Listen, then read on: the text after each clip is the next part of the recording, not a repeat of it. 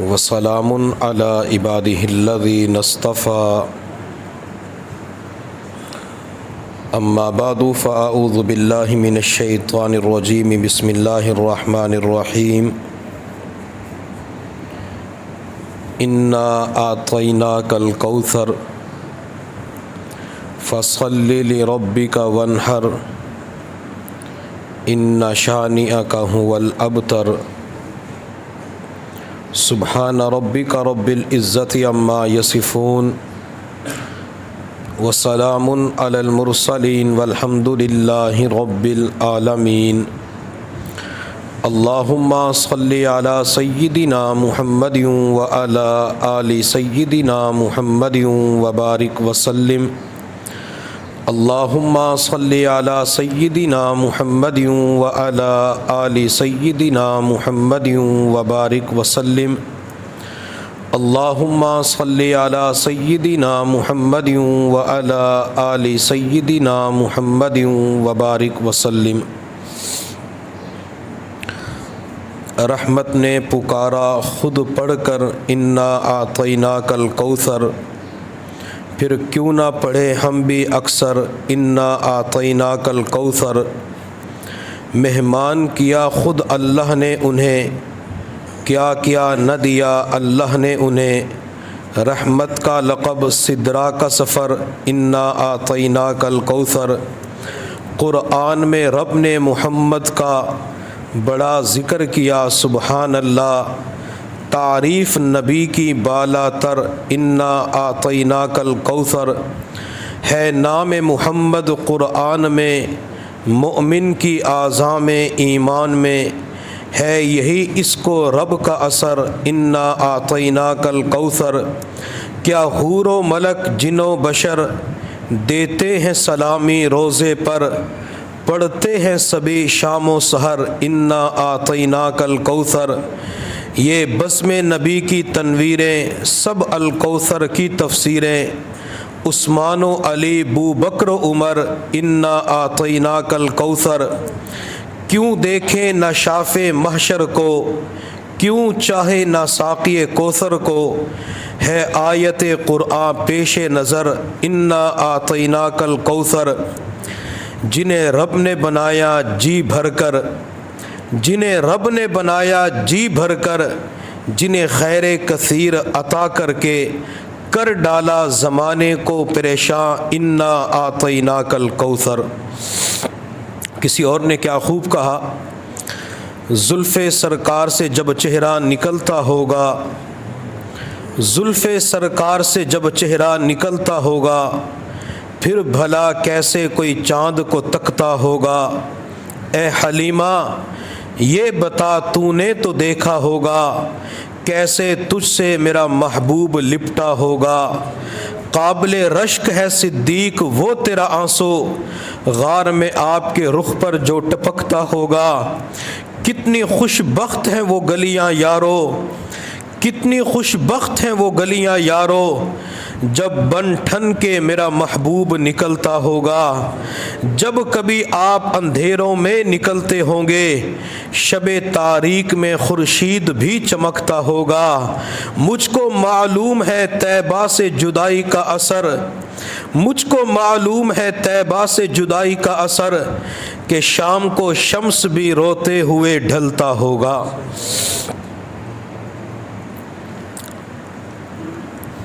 قرآن پاک کی تفاسیر عصر کے بعد چل رہی ہے۔ خطبے کے اندر میں نے سورۃ الکوثر کی تلاوت کی ہے۔ اللہ رب العزت نے قرآن عظیم الشان کے اندر فرمایا انا اعطیناک الکوثر۔ اس آیت کا ترجمہ یہ ہے کہ اے میرے محبوب صلی اللہ علیہ وسلم، ہم نے آپ کو کوثر عطا فرما دی۔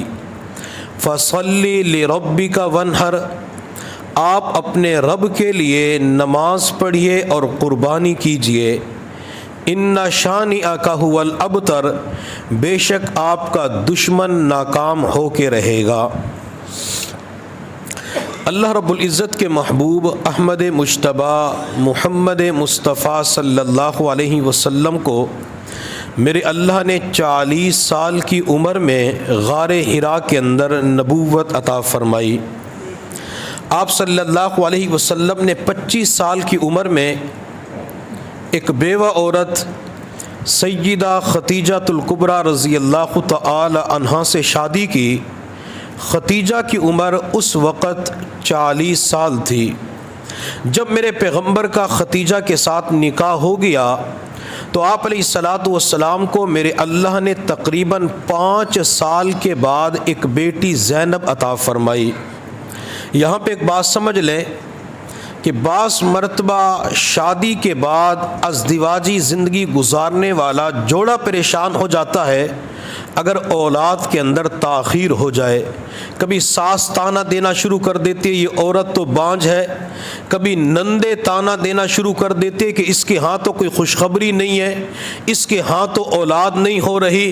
یہ 2 سال گزر گئے، 3 سال گزر گئے، 5 سال نہیں گزر گئے، اور بعض مرتبہ گھر کے اندر ساس کہہ دیتی ہے میں تو اپنے بیٹے کا اور نکاح کروا دوں گی اور بہو بنا کے لے آؤں گی۔ اب یہ بیٹے کا پیدا ہونا یا بیٹی کا پیدا ہونا کسی انسان عورت کے اختیار میں نہیں ہے۔ جب اللہ کی جانب سے فیصلہ ہوتا ہے یَحَبُ لِمَن یَشَاءُ إِنَاثًا وَيَحَبُ لِمَن یَشَاءُ الذُّکُورَ، اللہ فرماتے ہیں جب میں چاہتا ہوں تو کسی کو بیٹے عطا کر دیتا ہوں، جب میں چاہتا ہوں کسی کو بیٹیاں عطا کر دیتا ہوں، وَيَجْعَلُ مَن یَشَاءُ عَقِیمًا، اور جب میں چاہتا ہوں تو کسی عورت یا مرد یا مکمل جوڑے کو بانجھ بنا دیتا ہوں۔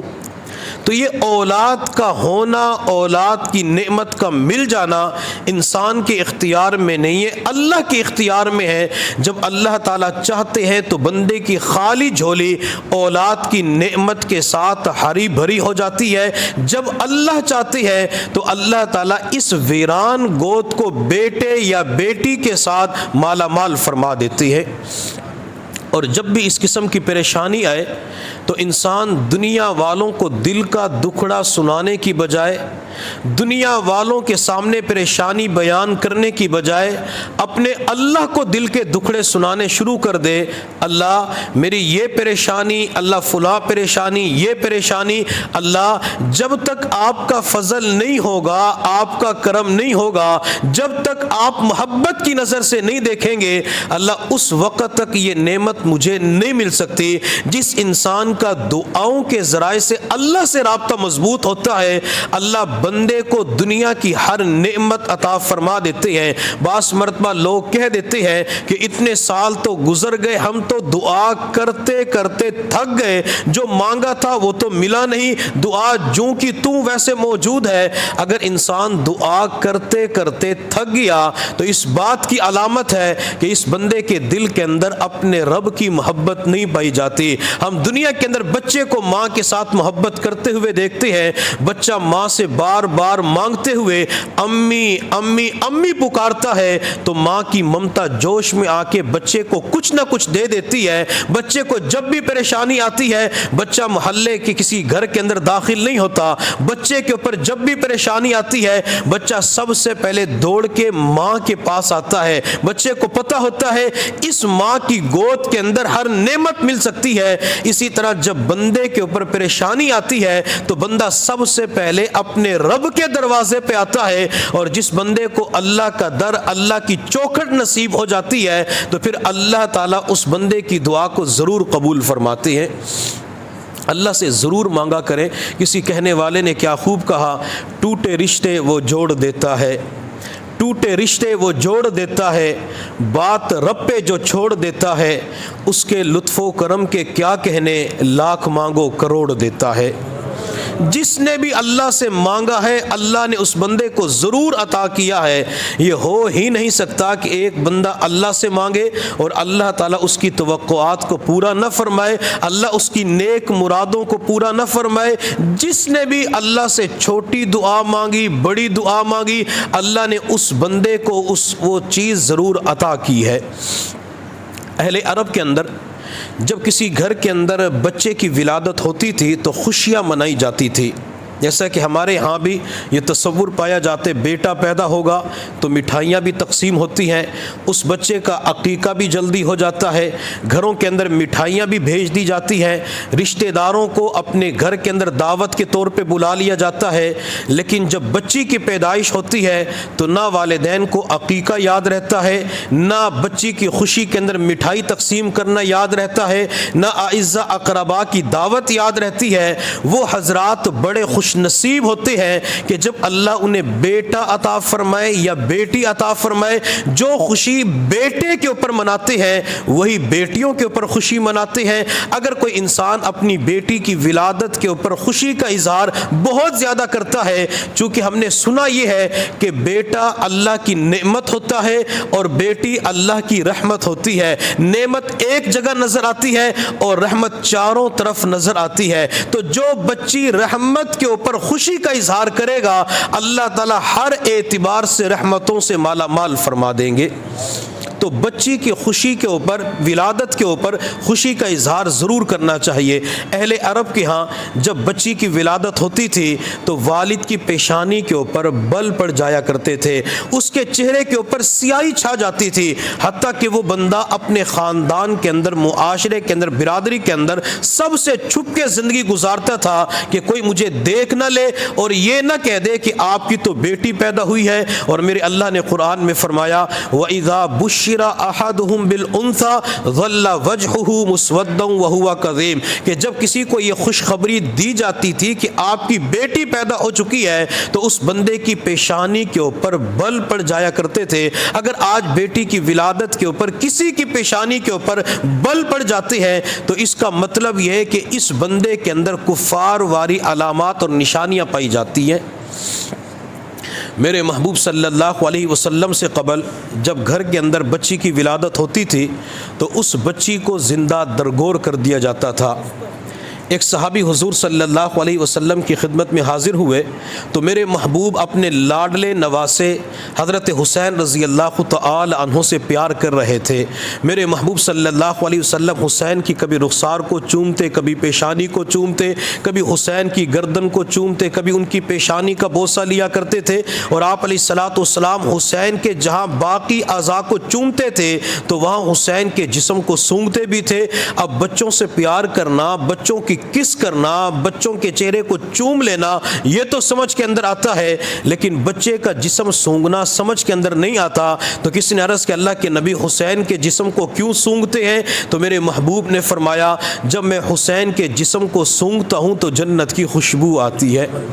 میرے محبوب صلی اللہ علیہ وسلم حضرت حسین سے پیار کر رہے تھے تو اس شخص نے کہا اللہ کے نبی آپ بھی بچوں سے پیار کرتے ہیں، آپ بھی بچوں کی کس کرتے ہیں، آپ بھی بچوں کے رخسار کو چومتے ہیں؟ تو میرے محبوب صلی اللہ علیہ وسلم نے فرمایا اللہ نے مجھے حکم دیا کہ میں بچوں کے ساتھ محبت کا معاملہ کروں۔ تو اس شخص نے کہا اللہ کے نبی میرے تو اتنے بچے موجود ہیں، میں نے آج تک کسی بچے کو پیار نہیں کیا، میں نے کسی بچے کی کس نہیں کی۔ تو میرے محبوب صلی اللہ علیہ وسلم نے فرمایا کہ جب اللہ تعالیٰ نے تیرے دل کے اندر سے بچوں کی محبت نکال دی تو میں کیا کر سکتا ہوں۔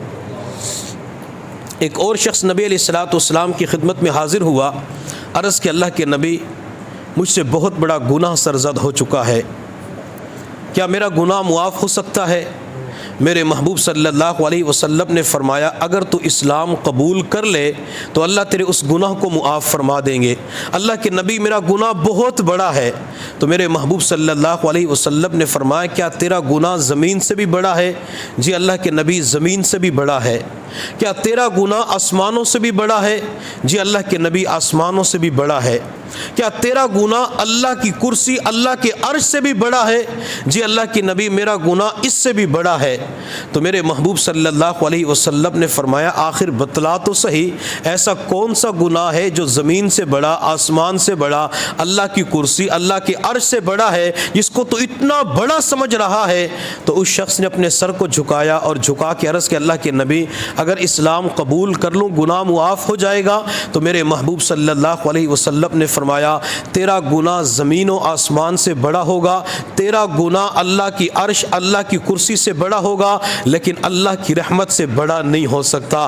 اگر تو اسلام قبول کرے گا تو اللہ تعالیٰ اپنی رحمت سے تیرے اس گناہ کو معاف فرما دیں گے۔ تو اس شخص نے تھوڑی دیر کے بعد اپنا سر اٹھایا، اس شخص کی آنکھوں سے آنسو بہہ رہے تھے، تو محبوب صلی اللہ علیہ وسلم نے چہرے کی طرف دیکھا، آپ نے فرمایا اپنا گناہ تو بتلا، جس گناہ کو تو اتنا بڑا عظیم سمجھ رہا ہے۔ تو اس شخص نے عرض کیا اللہ کے نبی، جب اللہ تعالیٰ نے مجھے خوشخبری سنانی تھی اور میں نے اس وقت سفر پہ جانا تھا، تو اپنی اہلیہ سے کہا کہ اگر آپ کا بیٹا پیدا ہو جائے تو زندہ رکھ لینا، بچی پیدا ہو جائے تو بچی کو زندہ درگور کر دینا، بچی کو زندہ دفن کر دینا۔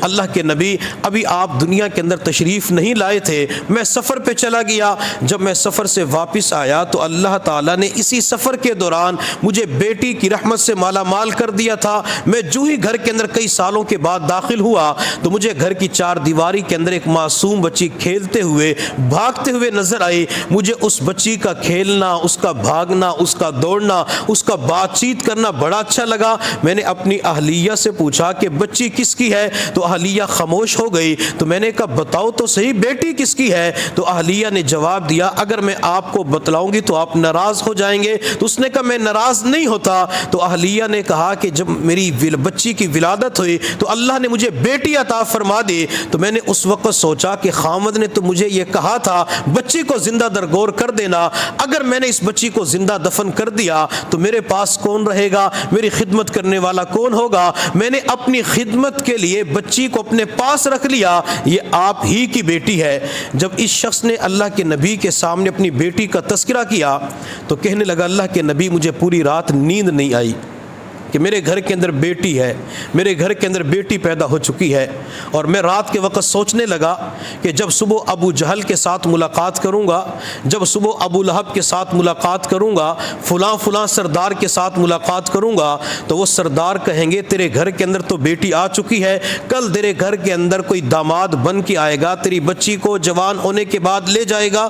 اس زمانے کے اندر کسی کو داماد بنانا ایک عیب سمجھا جاتا تھا۔ کہتے اللہ کے نبی میں پوری رات کروٹیں بدلتا رہا، مجھے نیند نہیں آئی، حتیٰ کہ جب صبح کا وقت ہوا تو میں نے اپنی اہلیہ سے کہا کہ بچی کو تیار کر دو۔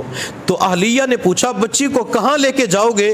تو میں نے جواب دیا کہ اس بچے کو ان کے اعزاء اقربا ماموں کے گھر لے کے جاؤں گا۔ چنانچہ میری اہلیہ نے بچی کو تیار کر دیا، میں اس بچی کو لے کے جنگل کی طرف روانہ ہو گیا۔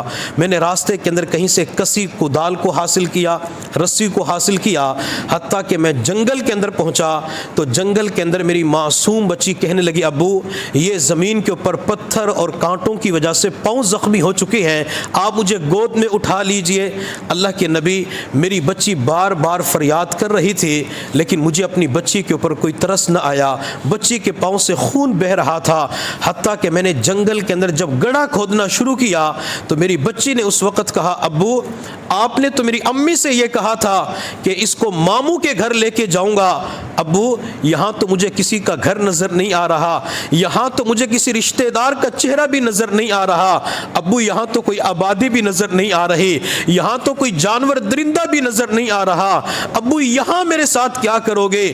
اللہ کے نبی میں نے اپنی بچی کوئی جواب نہ دیا، میں گڑھا کھود رہا تھا، حتیٰ کہ سورج جب بلند ہوا سورج نے گرمی برسانا شروع کر دی، میری پیشانی کے اوپر پسینہ آیا ہوا تھا، میرے رخسار کے اوپر بھی پسینہ آیا ہوا تھا، میری بچی نے اپنی قمیص کے ساتھ میرے رخسار سے پسینے کو صاف کرنا شروع کر دیا، میری پیشانی سے پسینے کو صاف کرنا شروع کر دیا، حتیٰ کہ اس بچی کے پاس ایک چھوٹا سا دوپٹہ تھا، چھوٹی سی چادر تھی، اس نے چادر کے ذریعے میرے اوپر سایہ کر دیا۔ یا رسول اللہ مجھے اس وقت بھی بچی کے اوپر ترس نہ آیا، بچی بار بار پوچھ رہی تھی ابو گڑھا کیوں کھود رہے ہو، کیا کرنا ہے؟ میرے بچی کو کوئی جواب نہ دیا، حتیٰ کہ جب گڑھے کی کھدائی مکمل ہو گئی میں نے اس بچی کو بالوں کے ساتھ پکڑا اور بالوں کے ساتھ پکڑ کے گڑھے کے اندر ڈال دیا۔ بچی رو کر کہنے لگی ابو یہ کیا کر رہے ہو؟ ابو میں آپ کے سامنے ہاتھ جوڑتی ہوں، اپنے ہاتھوں کے ساتھ مجھے قتل نہ کرے، کل دنیا آپ کو قاتل کہے گی۔ کوئی بندہ دوسروں کا قاتل ہوتا ہے، آپ کو بیٹی کا قاتل کہا جائے گا۔ خدا کے لیے مجھے یہاں سے نکال دو، میں آج کے بعد آپ کے گھر نہیں آؤں گی، میں کسی کے دروازے پہ جا کے کسی کے گھر جا کے میں جھاڑو دوں گی، میں وہاں پہ برتن دھو لوں گی، مجھے شام کے وقت دوپہر کے وقت روٹی مل جائے گی، مجھے کھانا بھی مل جائے گا، رہائش بھی مل جائے گی، میں آج کے بعد آپ کا گھر نہیں دیکھوں گی، آپ مجھے بخش دیجئے۔ اللہ کے نبی مجھے بچی کے اوپر کوئی ترس نہ آیا، بچی زندگی کی بھیک مانگتی رہی، بچی ہاتھ جوڑتی رہی، فریاد کرتی رہی، لیکن مجھے معصوم بچی کے اوپر ترس نہ آیا۔ میرے قریب ایک پتھر پڑا ہوا تھا، میں نے اس پتھر کو اٹھا کے بچی کے سر پہ دے مارا، حتیٰ کہ بچی کی آواز ہمیشہ ہمیشہ کے لیے بند ہو جاتی ہے۔ میرے محبوب صلی اللہ علیہ وسلم کی مبارک آنکھوں میں آنسو آ چکے تھے، آپ کی داڑھی مبارک تر ہو چکی تھی۔ آپ علیہ السلام نے فرمایا کیا تو نے اپنے ہاتھوں کے ساتھ اپنی بچی کو قتل کیا تھا؟ جی اللہ کے نبی میں وہ بدنصیب باپ ہوں جس نے اپنے ہاتھوں کے ساتھ اپنی بچی کا خون کر دیا، اپنی بچی کو زندہ دفن کر دیا، زندہ درگور کر دیا۔ اللہ کے نبی میرا گناہ بہت بڑا ہے، میرا گناہ زمین سے بھی بڑا ہے، آسمان سے بھی بڑا ہے، کیا میرا یہ گناہ معاف ہو جائے گا؟ میرے محبوب صلی اللہ علیہ وسلم نے فرمایا ہاں اسلام کی وجہ سے تیرا گناہ تو معاف ہو سکتا ہے، لیکن آج کے بعد تو نے میرے سامنے نہیں آنا۔ اللہ کے نبی میں آپ کے سامنے کیوں نہ آؤں؟ آپ میرے پیغمبر ہوں گے، رسول ہوں گے، میں آپ کی زیارت کروں گا۔ میرے محبوب صلی اللہ علیہ وسلم نے فرمایا جب تو میرے سامنے آئے گا تو میرے سامنے تیری بچی کی شکل و صورت آ جائے گی، مجھے تیری بچی یاد آ جائے گی، تیری بچی کا غم تازہ ہو جائے گا، بس تو نے آج کے بعد میری پیٹھ کے پیچھے بیٹھنا ہے۔ میرے محبوب صلی اللہ علیہ وسلم کی ولادت باسعادت سے قبل بچیوں کے ساتھ یہ معاملہ کیا جاتا تھا، بچیوں کو زندہ درگور کر دیا جاتا تھا۔ میں قربان جاؤں آمنہ کے لال پہ، میں قربان جاؤں حضور صلی اللہ علیہ وسلم کے اوپر، میں حضور کے قدموں کی خاک کے ذرات کے اوپر اپنا تن من دھن سب کچھ قربان کر دوں، ماں باپ کو قربان کر دوں۔ وہ محبوب صلی اللہ علیہ وسلم جب دنیا میں تشریف لائے تو میرے محبوب نے آ کے بتلائے لوگوں بیٹیوں کو زندہ دفن نہیں کرنا ہوتا، بیٹیوں کو زندہ درگور نہیں کرنا ہوتا، بیٹیوں کو گالیاں دے کے نہیں نکالنا ہوتا، بیٹیوں کو دھکے نہیں دینے ہوتے، بلکہ میرے محبوب صلی اللہ علیہ وسلم نے فرمایا اللہ تعالیٰ جسے 2 بیٹیاں عطا فرماتے ہیں وہ اس کے اچھے نام رکھتا ہے، اچھی تربیت کرتا ہے، اچھی جگہ پہ شادی کر دیتا ہے، بات کے اندر بھی اس کے ساتھ حسن سلوک کا معاملہ کرتا ہے۔ یہ بندہ بچیوں کی تربیت کرنے والا جنت کے اندر میرے ساتھ ایسے ہوگا جیسے ہاتھ کی 2 انگلیاں آپ اس کے اندر ملی ہوئی ہوتی ہے۔ بیٹیوں کی تربیت پر، بیٹیوں کا خیال رکھنے پر، بیٹیوں کے ساتھ شفقت کا معاملہ کرنے پر نبی علیہ الصلوۃ والسلام کی جنت کے اندر رفاقت نصیب ہوگی، آپ کے قدموں کے اندر جگہ نصیب ہوگی۔ اللہ نے جسے بیٹے عطا فرمائے یا بیٹیاں عطا فرمائی وہ اپنی اولاد کے ساتھ محبت کا معاملہ ضرور کیا کریں۔ اور میں بیٹیوں والوں سے درخواست کروں گا جن کو اللہ تعالیٰ نے بیٹیاں عطا فرمائی، وہ بیٹی چھوٹی ہے، جوان ہے، شادی شدہ ہے، بچوں والی ہے، اپنی اس شادی شدہ بیٹی کے لیے، کنواری کے لیے ہر نماز کے بعد ایک دعا تو یہ ضرور کریں اللہ بیٹیوں کے دکھوں سے محفوظ فرما، اللہ شادی شدہ بیٹیوں کے غموں سے محفوظ فرما۔ یہ جو بیٹیوں کے دکھ ہوتے ہیں ماں باپ کو جلدی بوڑھا کر دیتے ہیں، چنانچہ وہ بچی جب جوان ہو جاتی ہے ماں باپ اس کی شادی کرتے ہیں تو زندگی کی جمع پونجی اپنی بچی کی شادی کے اوپر قربان کر دیتے ہیں، سب کچھ خرچ کر دیتے ہیں۔ وہ بچی اگلے گھر کے اندر چلی جاتی ہے لیکن کسی بات پہ خاوند کو غصہ آتا ہے، ایک ہی لمحے کے اندر طلاق کے 3 لفظ بول کے فارغ کر دیتا ہے۔ وہ بچی اپنے خاوند کے گھر سے نکل کے ماں باپ کے گھر کی طرف روانہ ہو جاتی ہے، حتیٰ کہ گھر کے اندر داخل ہوتی ہے بوڑھا باپ چارپائی کے اوپر بیٹھا ہوتا ہے۔ جب بوڑھے باپ کی نظر بچی کے اوپر پڑتی ہے، بچی کی آنکھ سے ٹپ ٹپ آنسو بہ رہے ہوتے ہیں، تو بوڑھا باپ آگے بڑھ کر اپنی بچی کے سر پہ شفقت والا ہاتھ ہاتھ رکھ کے کہتے بیٹی آج خیریت تو ہے, اکیلی آئی ہے, تیری آنکھ میں آنسو بھی ہے, جب تک میرے گھر کی چار دیواری کے اندر تھی میں نے کبھی تیری آنکھ میں آنسو کا قطرہ نہیں دیکھا, میں نے کبھی تجھے رونے نہ دیا, آج تو اتنے آنسو کیوں بہا رہی ہے؟ وہ بچی اپنے والد کو جواب نہیں دیتی. ماں دوڑ کے آتی ہے, ماں لخت جگر کو سینے کے ساتھ لگاتی ہے, ماں بچی کے سر پہ شفقت والا ہاتھ رکھ کے کہتی ہے بیٹی بتلا تو صحیح آج تیری آنکھ میں آنسو کیوں ہے؟ کہ اپنی ماں کو نہیں بتلائے گی, اکیلی کیوں آئی ہے؟ بیٹی اپنی ماں کو تو بتا, پلیز بتا تو صحیح. جب ماں اپنی بچی سے پوچھتی ہے وہ بچی بلک بلک کے رو کے بتاتی امی میرے خاوند نے مجھے فارغ کر دیا ہے, طلاق دے کے فارغ کر دیا, امی مجھے مارا بھی ہے, گھر سے دھکے دے کے نکال دیا, حتیٰ کہ ماں باپ بے ہوش ہو کے زمین پہ گر جاتے ہیں. جب کافی دیر کے بعد ہوش آتا ہے تو ماں باپ کی زبان سے ایک جملہ نکل جاتا ہے بیٹی آج کے بعد تو کسی کو منہ دکھانے کے قابل نہ رہے, اب تو برادری کو بھی منہ نہیں دکھا سکتے, خاندان والوں کو بھی منہ نہیں دکھا سکتے, لوگ کیا کہیں گے؟ تو اس وقت بچی رو کے یہی کہتی امی میرا کیا قصور ہے, امی میرا ظلم کیا تھا, امی میں تو خوشیوں کے ساتھ زندگی گزار رہی تھی. جب بچی کے اوپر دکھ آتی ہے, بچی کے اوپر تکلیف آتی ہے تو اس تکلیف کا احساس جتنا ماں باپ کو ہوتا ہے اس تکلیف کا احساس دنیا کے اندر کسی اور کو نہیں ہو سکتا. بیٹیوں کے دکھ, بیٹیوں کے غم بہت بڑے ہوتے ہیں. میرے محبوب صلی اللہ علیہ وسلم نے کسی کو بد دعا نہیں دی. طائف کے میدان کے اندر آپ کو پتھر مارے گئے, آپ نے بد دعا نہیں دی. احد کے میدان میں میرے محبوب کے دندان مبارک شہید کیے گئے, آپ نے بد دعا نہیں دی. مکہ کی گلیوں سے گزرتے ہیں, کوڑا کرکٹ ڈال دیا جاتا ہے, بد دعا نہیں دیتے. ابو لہب کی بیوی ام جمیل راستے میں کانٹے بچھاتی ہے, بد دعا نہیں دیتے. میرے محبوب کو جادوگر کہا گیا, مجنون کہا گیا, بد دعا نہیں دی. لیکن جب بیٹی کا معاملہ آیا تو پیغمبر کی زبان سے بد دعا نکل جاتی ہے. میرے محبوب صلی اللہ علیہ وسلم کی دو بیٹیاں تھیں, رقیہ, ام کلثوم, ان دونوں کا نکاح ابو لہب کے دو بیٹوں کے ساتھ ہوا تھا. ابھی رخصتی نہیں ہوئی تھی. جب سورۃ اللہب نازل ہوئی تو ابو لہب کو غصہ آیا اور اپنے بیٹے سے جا کے کہا جاؤ محمد کی بیٹیوں کو طلاق دے دو صلی اللہ علیہ وسلم. ابو لہب کا ایک ظالم درندہ بیٹا میرے محبوب کے پاس آیا. میرے محبوب بیت اللہ کے پاس مطاف کے اندر موجود تھے. اس بدبخت نے آ کر میرے پیغمبر کے وضحا والے چہرے پہ تھوک ڈال دیا.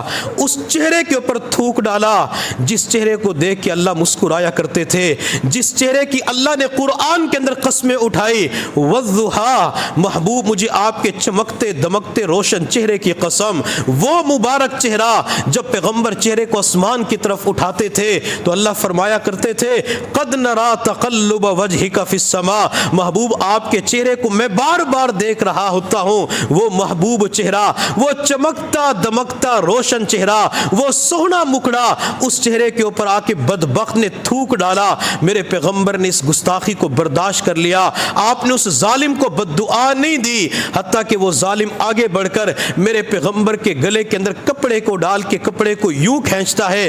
آپ کی رگیں مبارک پھول گئی, آپ کا چہرے انور سرخ ہو گیا, مگر میرے پیغمبر نے بد دعا نہیں دی. لیکن جب وہ ظالم یوں کہتے محمد میں آپ کی بیٹی کو طلاق دینے کے لیے آیا ہوں, تو میرے محبوب کو فوراً جلال آ جاتا ہے, آپ کی زبان سے بد دعا نکل جاتی ہے.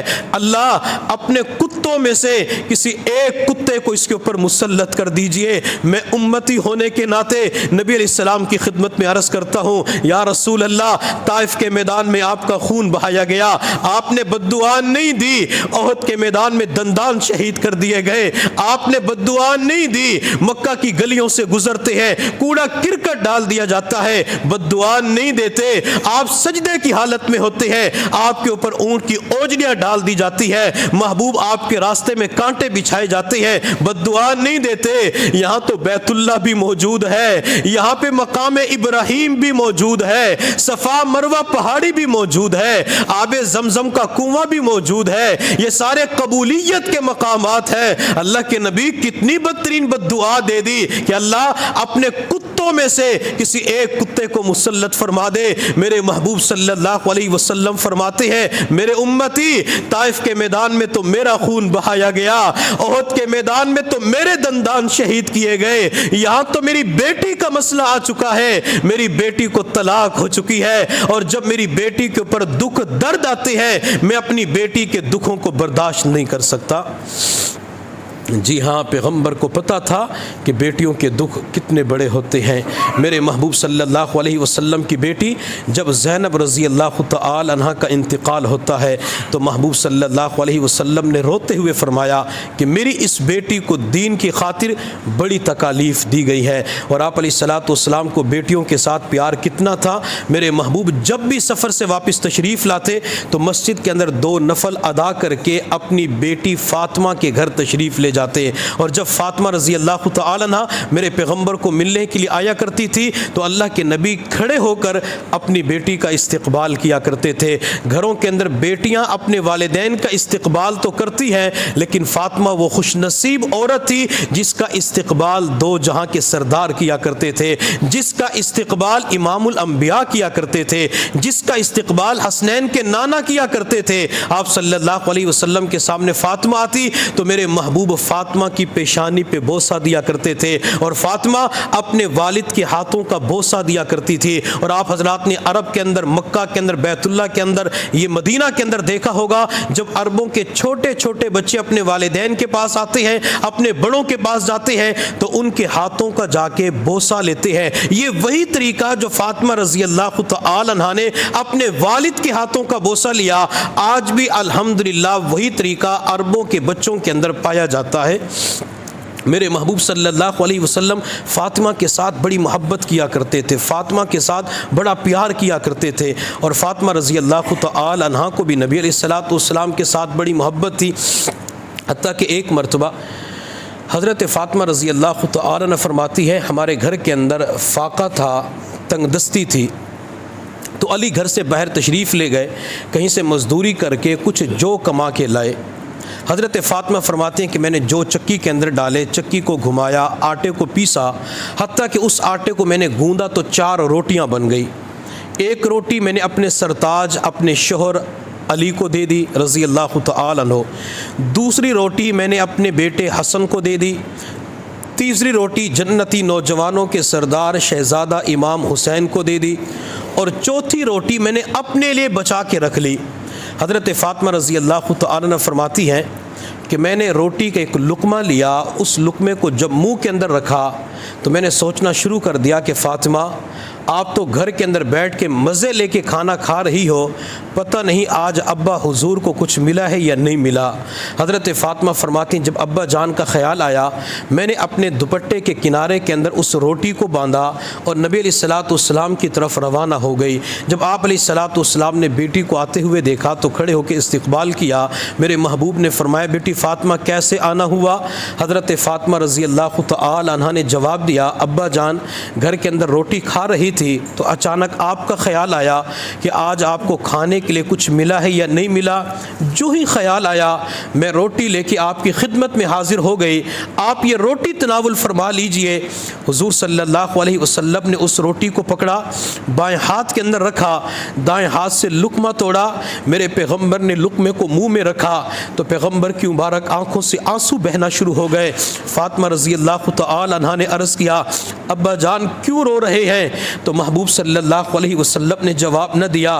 فاطمہ نے پھر پوچھا اللہ کے نبی آپ کو کوئی تکلیف ہے، بیماری ہے، کیوں رو رہے ہیں؟ تو میرے محبوب صلی اللہ علیہ وسلم نے فرمایا بیٹی فاطمہ قسم ہے اس پروردگار کی جس کے قبضے قدرت میں میری جان ہے، آج 3 دن ہو چکے ہیں میں نے 3 دن سے کچھ نہیں کھایا، 3 دن کے بعد میرے حلق سے جو لقمہ نیچے اتر رہا ہے وہ اس جو کی روٹی کا ہے۔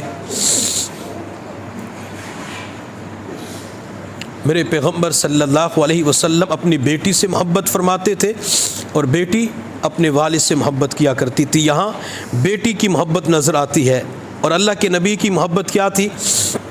میرے محبوب صلی اللہ علیہ وسلم ایک مرتبہ گھر سے باہر تشریف لائے، ابو بکر و عمر کو دیکھا تو آپ نے پوچھا ابو بکر و عمر کیوں پریشان؟ اللہ کے نبی بھوک لگی ہوئی ہے۔ میرے محبوب نے فرمایا چلو ابو ایوب انصاری کی طرف چلتے ہیں۔ میرے محبوب ان دونوں حضرات کو لے کے ابو ایوب انصاری رضی اللہ تعالی عنہ کے دروازے پہ پہنچے، دروازے پہ دستک دی، آپ گھر کے اندر موجود نہیں تھے تو اہلیہ نے کہا وہ تو باغ کی طرف گئے ہوئے ہیں۔ اہلیہ نے دروازہ کھولا، پیغمبر اور شیخین کو بٹھایا تو نبی علیہ السلام نے فرمایا کہ ابو ایوب انصاری کو بلاؤ۔ ابو ایوب انصاری کے پاس پیغام بھجوایا گیا، وہ اپنے باغ کی کھجوریں لے کے آئی جس کے اندر کچی کھجوریں بھی تھی، پکی کھجوریں بھی تھی۔ وہ کھجوریں نبی علیہ السلام کے دسترخوان پہ رکھی۔ پھر تھوڑی دیر کے بعد ابو ایوب انصاری نے گھر کے اندر بکری کا بچہ تھا اسے ذبح کیا، اس کا گوشت تیار کیا، روٹیاں بنائی کہ اللہ کے نبی کو کھانا کھلانا ہے۔ جب سارا سامان اٹھا کے ابو ایوب انصاری نے دسترخوان پہ رکھا تو میرے محبوب صلی اللہ علیہ وسلم نے ابو ایوب انصاری سے فرمایا کہ ابو ایوب انصاری میں کھانا اس وقت تک نہیں کھاؤں گا جب تک میری بیٹی فاطمہ کو کھانا نہیں ملے گا۔ آج چند دن ہو چکے ہیں میری بیٹی فاطمہ نے کچھ بھی نہیں کھایا، یہ کھانا بیٹی فاطمہ کے گھر پہنچا دو۔ حضرت فاطمہ الزہرا رضی اللہ تعالی عنہ کے گھر وہ کھانا پہنچایا گیا۔ میرے محبوب جب شام کے وقت فاطمہ کے گھر پہنچے تو فاطمہ رضی اللہ تعالی عنہ کے چہرے کا رنگ متغیر تھا، چہرے کا رنگ تبدیل ہو چکا تھا، کافی کمزور ہو چکی تھی۔ تو محبوب نے فرمایا بیٹی خیریت تو ہے؟ اللہ کے نبی چند دن کا فاقہ ہے، چند دنوں سے کچھ نہیں کھایا تھا، آج آپ نے میرے پاس کھانے پینے کا سامان بھیجا، میں نے وہ سالن بھی کھا لیا، روٹی بھی کھا لی۔ میرے محبوب صلی اللہ علیہ وسلم نے پھر اپنی بیٹی فاطمہ کی طرف دیکھ کے فرمایا بیٹی فاطمہ یہ جو مصلی پڑا ہوا ہے اس مصلی کو اٹھا۔ جب فاطمہ نے اپنے گھر کے اندر مصلی کو اٹھایا تو مصلی کے نیچے سونا پڑا ہوا تھا، مصلی کے نیچے سونے کی اشرفیاں پڑی ہوئی تھی۔ محبوب نے فرمایا بیٹی فاطمہ اگر تو چاہے میں تیرے لیے دعا کر دیتا ہوں، اللہ تیرے پورے گھر کو سونے کے ساتھ بھر دے۔ بیٹی فاطمہ اگر تو چاہے تو میں اللہ سے دعا کروں گا اللہ ایک وقت کا دے تاکہ تو اللہ کا شکر ادا کرے، دوسرے وقت نہ ملے تو اللہ کی بارگاہ کے اندر صبر کر لے۔ فاطمہ رضی اللہ تعالی عنہا نے عرض کیا ابا جان یہ سونا نہیں چاہیے، ابا جان یہ چاندی بھی نہیں چاہیے، سونے کی اشرفیاں بھی نہیں چاہیے، میں تو صرف اتنا چاہتی ہوں ایک وقت ملے تو کھا کر اپنے رب کا شکر ادا کروں، دوسرے وقت نہ ملے تو اللہ کے سامنے صبر کر لوں۔ تو نبی علیہ السلام یوں بیٹیوں کے ساتھ محبت فرمایا کرتے تھے۔ تو بات ہماری چلی سورۃ الکوثر کے حوالے سے کہ نبی علیہ السلام نے جب شادی کی تو آپ کو 5 سال کے بعد بیٹی کی نعمت ملی، رحمت ملی، پھر اس کے بعد اللہ نے آپ کو بیٹا عطا فرمایا۔ نبی علیہ السلام کی 4 بیٹیاں ہیں، زینب، رقیہ، ام کلثوم اور فاطمہ۔ آپ علیہ السلام کے 3 بیٹے ہیں، قاسم، محمد، عبداللہ، جنہیں طیب اور طاہر بھی کہا جاتا ہے، اور یہ بچہ بھی بڑا عجیب تھا، اس کے 2 لقب ہیں طیب اور طاہر۔ طیب لقب نبی علیہ السلام نے رکھا ہوا تھا اور طاہر لقب حضرت خدیجہ رضی اللہ تعالی عنہا نے رکھا ہوا تھا، اور نبی علیہ السلام کے تیسرے بیٹے کا نام ابراہیم ہے۔ یہ اللہ تعالیٰ نے آپ کو 3 بیٹے عطا فرمائے۔ نبی علیہ السلام کے بیٹے جب قاسم کا انتقال ہوا تو مکہ مکرمہ کے اندر ابو لہب، عاص بن وائل، انہوں نے ایک شور مچایا کہ اب تو محمد کی ساری اولاد ختم ہو چکی ہے، محمد کی نرینہ اولاد نہیں رہی، عبداللہ بھی فوت ہو چکے تھے، قاسم بھی فوت ہو گیا، یہ جو ابراہیم بیٹا ہے یہ اللہ تعالیٰ نے نبی علیہ السلام کو مدینہ طیبہ کے اندر تقریباً 60 سال کی عمر میں عطا فرمایا تھا، اور یہ ابراہیم ختیجہ کے بطن سے نہیں ہوئے بلکہ ماریہ قبطیہ رضی اللہ تعالی عنہا کے بطن سے ہوتے ہیں۔ تو گویا کہ اللہ تعالیٰ نے جہاں زکریا علیہ السلام کو بڑھاپے کی عمر میں اولاد عطا فرمائی، جہاں ابراہیم علیہ السلام کو بڑھاپے کی عمر میں اولاد عطا فرمائی، وہاں اللہ نے اپنے محبوب کو 60 سال کی عمر میں بیٹے ابراہیم کی نعمت سے مالا مال فرمایا۔ تو جب نبی علیہ السلام کے بیٹے عبداللہ اور قاسم کا انتقال ہوا تو عاص بن وائل نے اپنی نجی مجالس کے اندر اور مختلف مجالس کے اندر یہ شور مچانا شروع کر دیا کہ اب تو محمد کا نام لینے والے ختم ہو جائیں گے، محمد خود ختم ہوں گے تو ان کا دین بھی ختم ہو جائے گا، ان کا نام لینے والا کوئی بھی باقی نہیں رہے گا۔ میرے محبوب صلی اللہ علیہ وسلم مکہ کے ان تانوں کی وجہ سے بڑے پریشان ہو جاتے ہیں، حتیٰ کہ آپ کے چچا ابو لہب نے بھی یہی شور شور مچانا شروع کر دیا کہ اب اس کا نام لینے والا کوئی نہیں رہے گا، چونکہ انسان کی اولاد چلتی ہے بیٹوں کی وجہ سے، بیٹیوں کی وجہ سے اولاد تو نہیں چلتی، لیکن اللہ کے نبی صلی اللہ علیہ وسلم کا معاملہ یہ تھا کہ اللہ تعالیٰ نے آپ کی اولاد کا سلسلہ بیٹی فاطمہ کے ذریعے چلایا ہے۔ تو جب نبی علیہ السلام کے بارے میں یہ بات شروع کی تو آپ علیہ السلام بڑے پریشان ہو گئے۔ اور یہاں پہ ایک بات اور سمجھ لیں، جب نبی علیہ السلام کے اوپر چھوٹی پریشانی آتی، بڑی پریشانی آتی، تو آپ ایک چادر لے کے اپنے جسم کے اوپر ڈال کے سو جایا کرتے تھے۔ پریشانی کی عالم میں چادر اوپر ڈال لیا کرتے تھے۔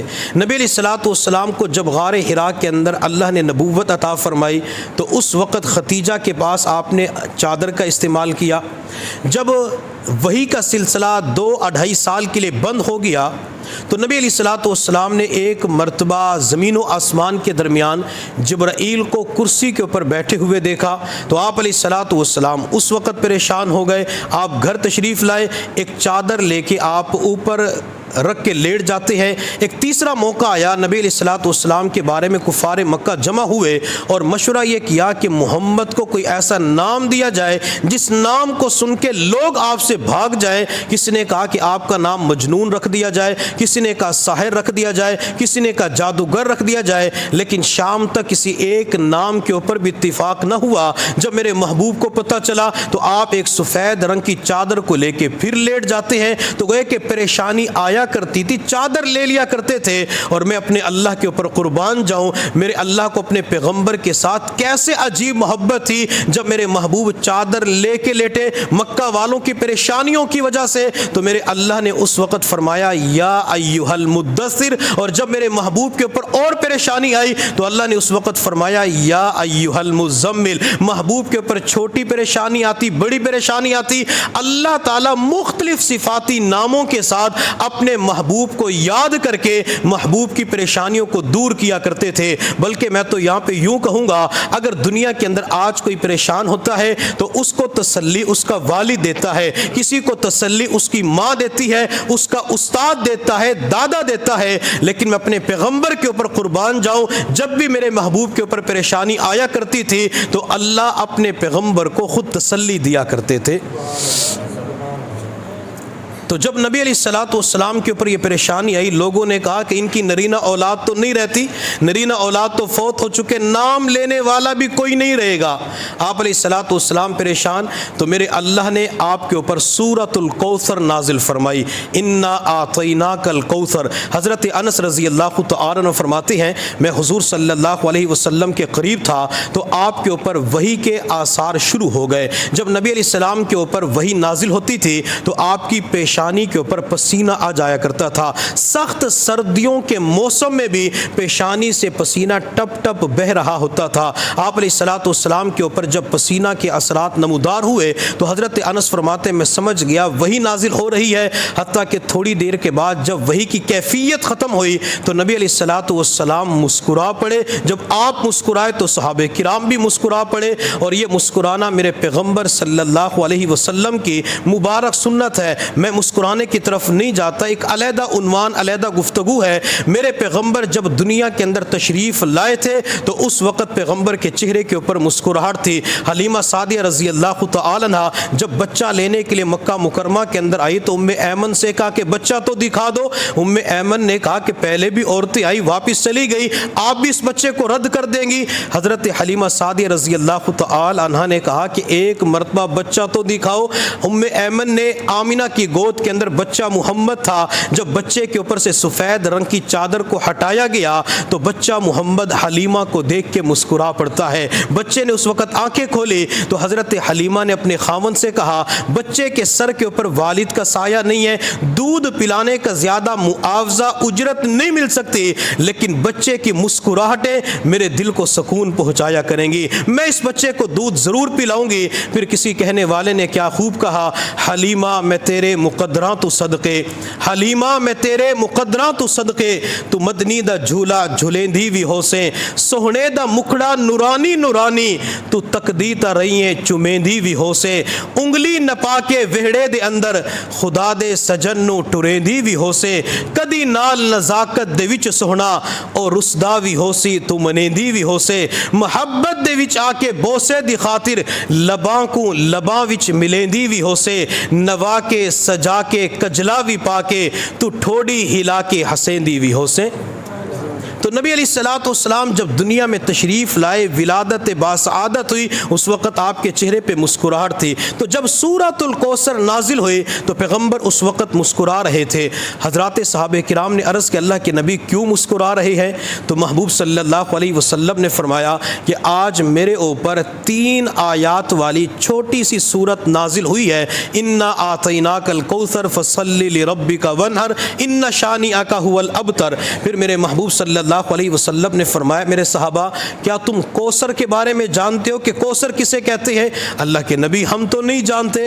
تو محبوب صلی اللہ علیہ وسلم نے فرمایا جنت کے اندر ایک نہر ہے جس نہر کا نام نہر کوثر ہے، وہاں سے پانی محشر کے میدان کے اندر آتا ہے اور وہاں پہ ایک حوض ہے جسے حوض کوثر کہا جاتا ہے۔ جنت کی نہر کوثر سے 2 پرنالوں کے ذریعے اس محشر کے میدان کے اندر حوض کے اندر پانی آتا ہے، جس کی وجہ سے اس حوض کو حوض کوثر کہا جاتا ہے۔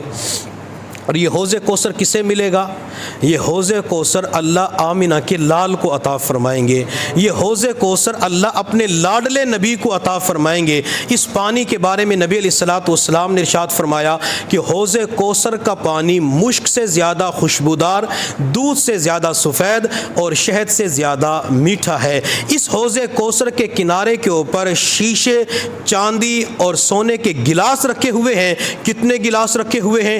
1 درجن، 1000، 1,00,000 نہیں، بلکہ میرے محبوب صلی اللہ علیہ وسلم نے فرمایا آسمان کے ستاروں سے زیادہ میرے حوض کوثر کے اوپر سونے اور چاندی کے گلاس رکھے ہوئے ہوں گے۔ آپ علیہ الصلوۃ والسلام نے فرمایا میں حوض کوثر پہ موجود ہوں گا، میرے دائیں طرف ابو بکر ہوں گے، بائیں طرف عمر ہوں گے۔ واہ ابو بکر عمر تمہاری عظمت پہ قربان جاؤں، تم دنیا کے اندر بھی پیغمبر کے ساتھ تھے، مرنے کے بعد بھی پیغمبر کے ساتھ روض رسول اللہ کے اندر اور حوض کوثر کے اوپر بھی پیغمبر کے ساتھ ہوں گے۔ محبوب صلی اللہ علیہ وسلم نے فرمایا کہ بعض لوگوں کو ابو بکر پانی پلائیں گے، بعض خوش نصیبوں کو عمر پانی پلائیں گے، جنت کی حوریں پانی پلائیں گی، جنت کے غلمان پانی پلائیں گے، وہاں پہ صحابہ پانی پلائیں گے، اور بعض خوش نصیب ایسے بھی ہوں گے جن کو میرے محبوب اپنے ہاتھوں سے پانی پلائیں گے۔ اور میرے محبوب صلی اللہ علیہ وسلم نے فرمایا کہ جو 1 مرتبہ میرے حوض سے پانی پیے گا اسے کبھی دوبارہ پیاس نہیں لگ سکتی۔ 3 چیزیں ایسی ہیں جن کی تکمیل مرنے کے بعد ہوتی ہے: نیند، بھوک اور پانی، پیاس۔ اگر انسان دنیا کے اندر پانی پی لے تو پھر پیاس لگتی ہے، انسان 10 گھنٹے 12 گھنٹے آرام کر لے پھر نیند آتی ہے، بندہ کھانا کھائے تو پھر بھوک لگ جاتی ہے۔ اب یہ ساری چیزیں جنت کے اندر جا کے پوری ہو جائیں گی۔ اب میرے محبوب نے فرمایا محشر کے میدان کے اندر میں جس امتی کو پانی پلاؤں گا تو میرے حوض سے پانی پینے کے بعد اسے دوبارہ کبھی پیاس نہیں لگے گی۔ یہ پانی پینا چاہتے ہیں؟ ہر بندے کی یہ چاہت ہوتی ہے کہ اللہ کے نبی کے ہاتھوں حوض کوثر کا جام نصیب ہو جائے۔ میرے محبوب نے امت کو مشکلات کے اندر نہیں ڈالا، میرے پیغمبر نے امت کو تنگیوں کے اندر نہیں ڈالا۔ میرے محبوب صلی اللہ علیہ وسلم نے فرمایا جو امتی روزانہ میری ذات کے اوپر 10 مرتبہ درود پڑھے گا میں اس 10 مرتبہ درود پڑھنے والے کو اپنے ہاتھوں سے حوض کا پانی پلاؤں گا۔ اب یہ 10 مرتبہ درود شریف کا پڑھنا کوئی مشکل کام ہے؟ یہ 10 مرتبہ درود شریف ہر انسان، تاجر، کسان، ملازم، ان پڑھ، پڑھا لکھا، خواتین، جوان، بچے، بوڑھے، ہر کوئی پڑھ سکتا ہے۔ اس لیے اپنے گھروں کے اندر ترتیب بنائیں۔ اور الحمدللہ ہم نے چند ہفتے پہلے ایک درود شریف چھپوایا تھا جس کے شروع کے اندر ہم نے لکھا کیا آج آپ نے درود شریف پڑھا، آگے سوالیہ نشان بھی تھا اور نیچے درود شریف تھا۔ اگر اللہ تعالیٰ کسی کو استطاعت عطا فرمائے، اللہ مالی فراوانی عطا فرمائے تو چھوٹے سے سٹیکر بنوا لیں جن کے اوپر آپ صرف یہ لکھوائیں کیا آج آپ نے درود شریف پڑھا، آگے سوالیہ نشان ڈال کے نیچے درود شریف لکھ دیں صلی اللہ علیہ وسلم، صلی اللہ علی النبی الامی، کوئی بھی درود شریف لکھوا دیں اور پھر وہ پیمفلٹ، وہ پیج وغیرہ لوگوں کے اندر تقسیم کر دیں۔ کوئی بندہ اپنی دکان پہ لگا لے، گاڑی پہ لگا لے، گھر کے اندر لگا لے، جس جگہ وہ درود شریف کا بینر چسپا ہوگا تو اللہ تعالیٰ اس کی برکت سے درود شریف پڑھنے کی توفیق عطا فرما دیں گے، اور جس کے اوپر لکھے ہوئے درود کو پڑھ کے کسی کو درود پڑھنے کی توفیق مل گئی تو اللہ تعالیٰ اس سٹیکر والے کو بھی اجر و ثواب عطا فرمائیں گے۔ تو اس کی اگر بندہ تھوڑی سی کوشش کر لے، سینکڑوں کے اندر یا ہزاروں کے اندر وہ تیار ہو جاتے ہیں، اللہ تعالیٰ بے بہا انعام عطا فرمائیں گے۔ میرے محبوب صلی اللہ علیہ وسلم نے فرمایا کہ میں اپنے حوض سے پانی پلا رہا ہوں گا تو میرے پاس کچھ لوگ آئیں گے تو فرشتے انہیں پیچھے کی طرف دھکیل رہے ہوں گے، تو میں اس وقت کہوں گا امتی امتی، میرے امتی میرے امتی۔ فرشتے جواب دیں گے اللہ کے نبی آپ ان لوگوں کے بارے میں نہیں جانتے، انہوں نے آپ کے دنیا سے پردہ فرما جانے کے بعد آپ کے طریقوں کو بدل دیا تھا، آپ کے طریقے اچھے نہیں لگتے تھے، اور بعض لوگ ایسے ہوں گے جن کے بارے میں فرشتے کہیں گے اللہ کے نبی یہ کفر اور شرک کی حالت میں تھے، بدعات کا اہتمام کیا کرتے تھے، تو حضور صلی اللہ علیہ وسلم اس وقت فرمائیں گے سحقن سحقن، آج مجھ سے دور رہو، آج مجھ سے دور رہو۔ وہ بندہ بڑا شقی بدبخت ہوگا جسے قیامت کے دن اللہ کے نبی خود فرمائے مجھ سے دور ہو جا، اس بندے کو دور کیا جائے گا جو نبی علیہ الصلوۃ والسلام کی سنتوں کو چھوڑ دیتا ہے۔ اس لیے میں ہر نبی علیہ الصلوۃ والسلام کی سنت کو تلاش کر کے عمل کرنا چاہیے تاکہ قیامت کے دن اللہ تعالی ہم سب کو اپنے قریب کر لے۔ تو حوض کوثر جو اللہ تعالیٰ نے اپنے محبوب صلی اللہ علیہ وسلم کو عطا فرمایا، یہ پانی حقیقت میں جنت سے آ رہا ہے، اور اللہ کے نبی صلی اللہ علیہ وسلم قیامت کے دن پھر یہ پانی اپنے تمام امتیوں کو پلائیں گے۔ تو اللہ تعالیٰ کے نبی صلی اللہ علیہ وسلم نے فرمایا کہ کوثر جنت کے اندر ایک نہر ہے، انا آتیناک الکوثر، محبوب ہم نے آپ کو کوثر عطا کر دی۔ کوثر کا معنی ایک تو نہر کوثر، حوض کوثر سے کیا جاتا ہے۔ حضرت عبداللہ بن عباس رضی اللہ تعالیٰ عنہ فرماتے ہیں کوثر کا معنی خیر کثیر ہے، کہ محبوب ہم نے آپ کو بہت زیادہ خیر عطا کر دی، ہم نے آپ کو بہت زیادہ بھلائی عطا کر دی۔ مکہ والے کہتے ہیں کہ آپ کی نرینہ اولاد فوت ہو گئی، نام لینے والا کوئی نہیں ہوگا، محبوب ہم نے آپ کو حوض کوثر عطا کر دیا، جس حوض کے اوپر قیامت کے دن بھی لاکھوں کروڑوں اربوں کی تعداد کے اندر لوگ آپ کے پاس آئیں گے، جو آپ کو تانا دے رہے ہیں یہ تو مر کے گل سڑ جائیں گے، مٹی ہو جائیں گے، لیکن آپ کا نام تو قیامت تک کے لیے بلکہ قیامت کے بعد بھی زندہ رہے گا۔ فصلی لربک وانحر، اللہ فرماتے محبوب ہم نے آپ کو خیر کثیر نہر کوثر عطا فرمائی۔ اب آپ نے کیا کرنا ہے؟ آپ نے دو کام کرنے ہیں، ایک تو آپ نے نماز پڑھنی ہے اور دوسرا آپ نے قربانی کرنی ہے۔ تو گویا کہ اللہ تعالیٰ جب کسی بندے کو کوئی نعمت عطا فرمائے تو اس کے بعد اللہ کا شکر ضرور ادا کرنا چاہیے۔ یہی وجہ ہے کہ ہمارے معاشرے کے اندر الحمدللہ لوگوں کے اندر یہ بات پائی جاتی ہے، جب بھی اللہ کسی کو نئی گاڑی دیتے ہیں، اللہ کسی کو بہترین مکان اور دکان دیتے ہیں، تو لوگ کہہ دیتے ہیں کہ شکرانے کے نفل پڑھ لو، شکرانے کے نفل پڑھ لو۔ اب وہ بندہ دو نفل پڑھ لیتا ہے، یہ بعض مرتبہ الحمدللہ کا جملہ استعمال کر کے اپنے رب کا شکر ادا کر رہا ہوتا ہے۔ جس بندے کو کسی بھی نعمت کے ملنے پر شکر ادا کرنے کی توفیق مل گئی، اللہ اس نعمت سے بندے کو کبھی بھی محروم نہیں فرمائیں گے۔ میرے اللہ نے قرآن میں فرمایا لَإِن شَكَرْتُمْ لَأَزِيدَنَّكُمْ، اگر تم میری نعمتوں کے اوپر شکر ادا کرو گے میں تمہاری اس نعمت کے اندر اضافہ فرما دوں گا۔ تو نبی علیہ الصلوۃ والسلام کو اللہ نے نعمت ملنے کے بعد دو عبادات کا حکم دیا، ایک تو نماز کا اور دوسرا قربانی کا حکم دیا۔ اب تمام عبادات کے اندر جو سب سے اعلیٰ عبادت ہے وہ نماز ہے۔ اللہ نے قربانی کا حکم کیوں دیا؟ اللہ ذکر کا حکم بھی دے سکتے تھے، اللہ جہاد کا حکم بھی دے سکتے تھے، اللہ تبلیغ کا حکم بھی دے سکتے تھے، اللہ الا اللہ کی ضربیں لگانے کا حکم بھی دے سکتے تھے۔ اللہ نے کوئی بھی حکم نہیں دیا، صرف اور صرف قربانی کا حکم دیا۔ وجہ کیا ہے؟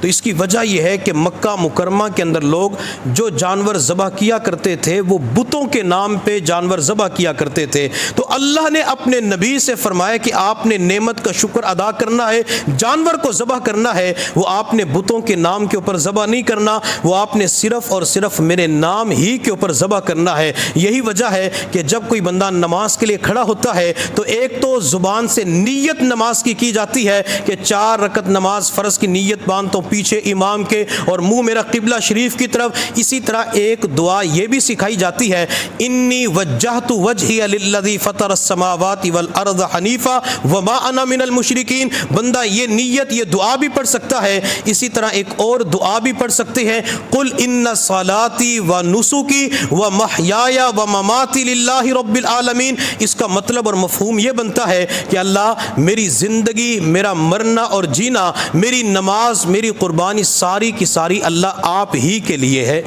اللہ میں نماز کے اندر کھڑا ہوا، میں نماز دوسروں کو دکھلاوے کے لیے نہیں پڑھ رہا، اللہ میں تو نماز آپ ہی کے لیے پڑھ رہا ہوں۔ اللہ میں 2 لاکھ کا بیل لے کے آیا، اللہ میں 1 لاکھ کا قربانی کے لیے بکرا خرید کے لایا، اللہ لوگوں کو دکھلاوے کے لیے نہیں، اللہ صرف اور صرف آپ ہی کے لیے لے کے آیا ہوں۔ اللہ میں آپ کے نام پہ قربان کر رہا ہوں۔ جب بندہ اللہ کے نام کے اوپر اللہ کی رضا کی خاطر قربان کر دیتا ہے تو اللہ کے نبی نے فرمایا جب جانور کے حلق سے خون کا قطرہ زمین کی طرف آتا ہے، یہ قطرہ زمین پہ بعد میں گرتا ہے، اللہ قربانی کرنے والے کے گناہوں کو اس سے پہلے معاف فرما دیتے ہیں۔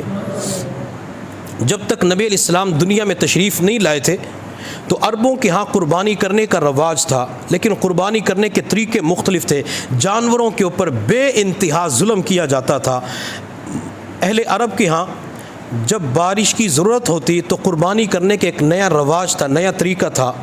وہ جانور کی دم کے ساتھ کپڑا باندھتے، کپڑا باندھنے کے بعد اس کے اوپر تیل چھڑک کر آگ لگا دیا کرتے تھے۔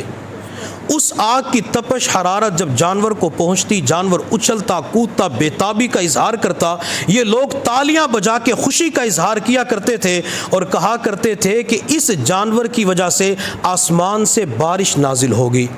تو یہ جانور کے اوپر ایک ظلم کیا جاتا تھا، اور جب کسی کا محبوب فوت ہو جاتا تو اس وقت بھی قربانی کرتے تھے۔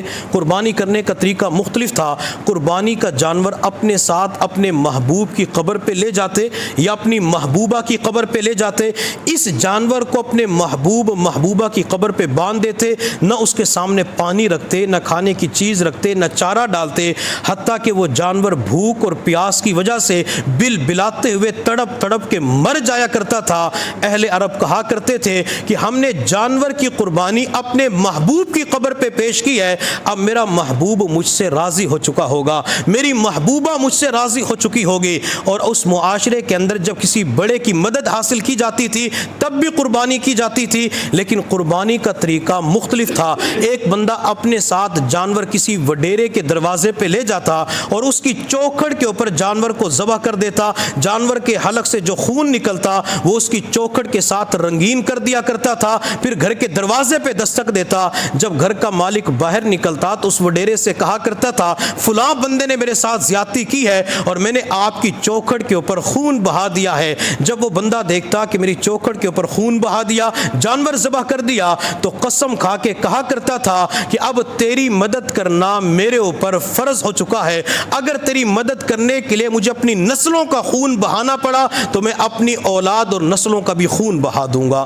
میرے محبوب دنیا میں تشریف لائے، آپ علیہ الصلوۃ والسلام نے فرمایا کہ جانوروں کے اوپر یہ ظلم نہ کرو، جانوروں کے ساتھ یہ زیادتی نہ کرو۔ حتیٰ کہ اس معاشرے کے اندر ایک طریقہ جانوروں کے اوپر ظلم کا یہ بھی تھا، جانور سامنے سے گزر رہا ہوتا تھا، یہ مشرکین مکہ کسی مجلس کے اندر موجود ہوتے تو کسی کا جی چاہتا کہ اس بکرے کا ران کا گوشت استعمال کروں، یہ اپنی جگہ سے اٹھتا اور تلوار کے ساتھ زندہ بکرے کی ران کو جدا کر دیا کرتا تھا زندہ بکرے کے ساتھ یہ ظلم اور زیادتی کی جاتی تھی۔ میرے محبوب نے فرمایا کہ جانوروں کے ساتھ یہ زیادتی نہ کرو، جانوروں کے ساتھ یہ ظلم نہ کرو۔ آپ علیہ الصلاۃ والسلام نے پھر اس طریقے کو رائج کر دیا جو حضرت ابراہیم علیہ الصلاۃ والسلام کے دور کے اندر تھا۔ آپ علیہ الصلاۃ والسلام نے ارشاد فرمایا جب کوئی بندہ قربانی کرتا ہے، اس قربانی کے جانور کے جسم کے اوپر جتنے بال ہوتے ہیں اللہ ان بالوں کے برابر بندے کو نیکیاں عطا فرما دیتے ہیں۔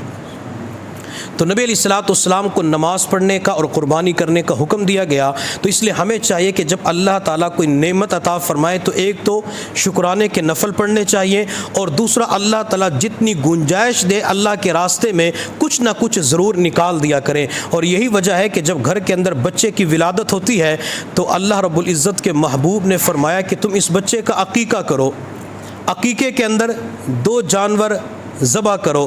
بچی پیدا ہو جاتی ہے تو 1 جانور عقیقے کے نام کے اوپر ذبح کرو۔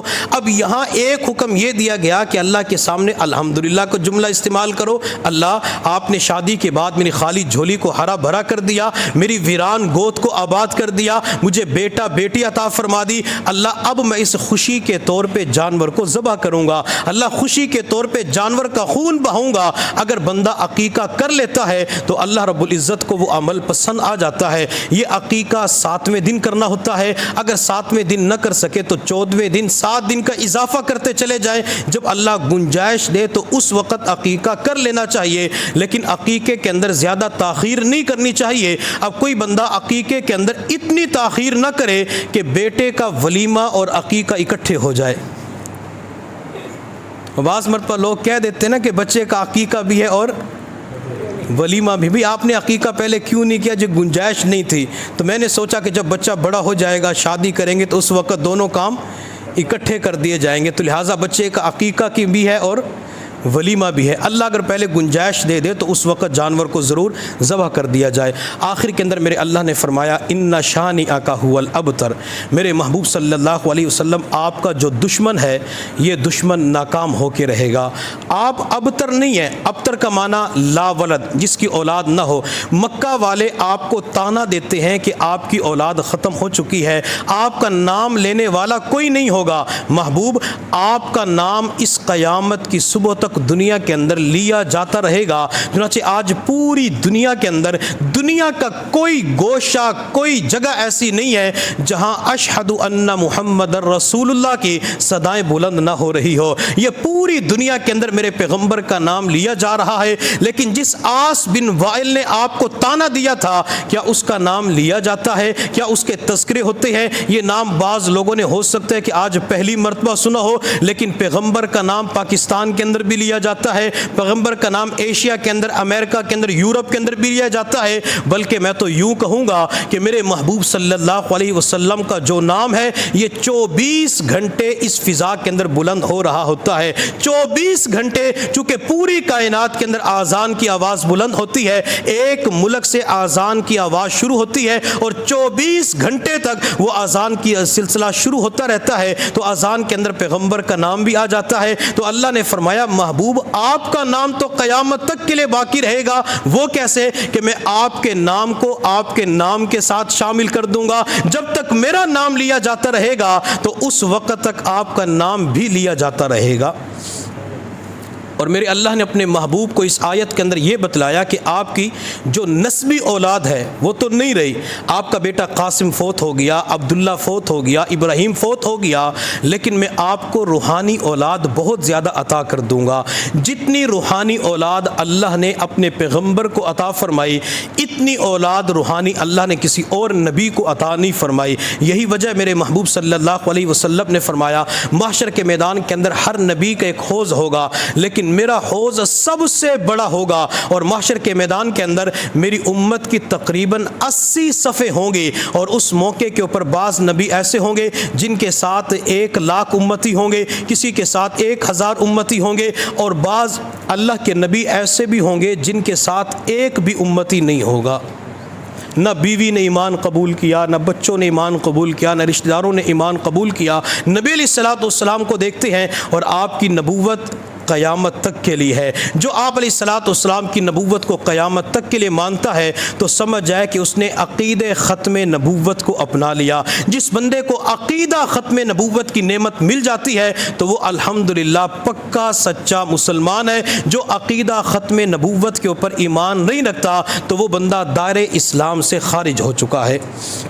تو اللہ تعالیٰ نے اپنے پیغمبر کو روحانی اولاد بہت زیادہ عطا فرمائی، اور یہی وجہ ہے میرے محبوب صلی اللہ علیہ وسلم نے فرمایا کہ تم اس عورت کے ساتھ نکاح کرو جو محبت کرنے والی اور زیادہ بچے جننے والی ہے۔ جو عورت بچے زیادہ پیدا کرتی ہے اس خاندان کے اندر، اس برادری کے اندر، اس علاقے کے اندر نکاح کرو۔ اللہ کے نبی اس کے اندر حکمت کیا ہے کہ زیادہ بچے جننے والی عورت سے نکاح کیا جائے؟ تو محبوب نے فرمایا کہ بچے زیادہ ہوں گے تو میری امت کے اندر اضافہ ہو جائے گا، میری امت کے اندر اضافہ ہوگا تو میں قیامت کے دن تمام انبیاء کے اوپر فخر کروں گا کہ آج سب سے زیادہ اللہ رب العزت کے فضل و کرم سے میری امت ہے۔ تو نبی علیہ الصلوۃ والسلام کا نام قیامت تک کے لیے باقی رہے گا۔ بعض مرتبہ لوگ نبی علیہ الصلوۃ والسلام کی شان میں گستاخیاں کرتے ہیں، بعض مرتبہ کارٹون شائع کر دیے جاتے ہیں، یا بعض مرتبہ اپنے ملک کے اندر پیغمبر کے کارٹون بنا کے مقابلے کروائے جاتے ہیں، یا فرانس کے اندر، کینیڈا کے اندر، ناروے کے اندر گستاخی کی جاتی ہے۔ اب ان کی جو ذہنیت ہے اللہ تعالیٰ انہیں ہدایت نصیب فرمائے، وہ اللہ بہتر جانتے کیا معاملات ہیں، وہ یہ چاہتے ہیں کہ مسلمانوں کو خراب کیا جائے، اور یہ جو کرتوت ہم کرتے تو اس سے مسلمانوں کے پیغمبر کی شان میں کمی آ جائے گی۔ میرے پیغمبر کی شان میں کمی نہیں آ سکتی، میرے پیغمبر کی شان روزانہ بلند سے بلند ہوتی ہوئی جا رہی ہے۔ اللہ نے اپنے پیغمبر کو جو مقام اور مرتبہ عطا فرمایا ہے، کوئی بندہ میرے پیغمبر کو اس مقام سے کم کر ہی نہیں سکتا۔ جو نبی علیہ السلام کی شان میں گستاخیاں کرتے ہیں وہ ایک نہ ایک دن اس دنیا کے اندر ذلیل و رسوا ہو جائیں گے، وہ ایک نہ ایک دن اس دنیا کے اندر ختم ہو جائیں گے۔ لیکن اللہ تعالیٰ اپنے محبوب صلی اللہ علیہ وسلم کے ساتھ جو محبت کرنے والے ہیں، آپ علیہ الصلوۃ والسلام کے ساتھ عشق کرنے والے ہیں، نبی علیہ الصلوۃ والسلام کی ناموس کا دفاع کرنے والے ہیں، اللہ تعالیٰ قیامت کے دن ان لوگوں کو پیغمبر کے قدموں میں کھڑا فرما دیں گے۔ دوبارہ اس آیت سورت کا ترجمہ سن لیجئے، انا اعطیناک الکوثر، کہ اے میرے محبوب ہم نے آپ کو کوثر عطا فرما دی، فصلی لربک وانحر، آپ اپنے رب کے لیے نماز پڑھیے اور قربانی کیجئے، ان شانئک هو الابتر، بے شک آپ کا دشمن ناکام اور نامراد ہوگا۔ اللہ رب العزت کی بارگاہ میں دعا ہے کہ اس صورت مبارکہ کے اندر جتنے اسباق اور تعلیمات ہمیں ملتی ہیں اللہ تعالیٰ ان سب کے اوپر عمل کرنے کی توفیق عطا فرمائے۔ وآخر دعوانا ان الحمد للہ رب العالمین۔